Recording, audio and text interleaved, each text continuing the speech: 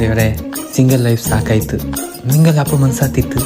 ನಂಗೆ ಸೆಟ್ ಹಾಕೋ ಒಂದು ಒಳ್ಳೆ ಹುಡುಗಿ ತೋರಿಸ್ದೇವ್ರೆ please.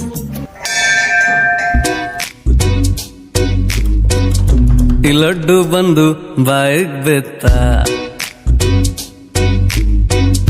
Mann will be Mann ಅಂತ ಪ್ರೂವ್ ಆಗೋಯ್ತಾ.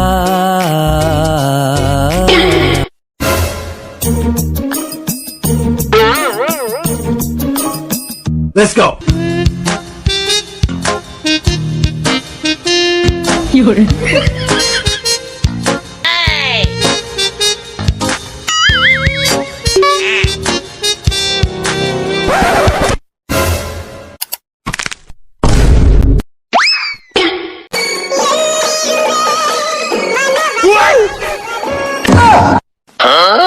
ಏನು ಅರ್ಥವೇ ಆಗ್ತಿಲ್ವೇ ಈ ಕೇಸು?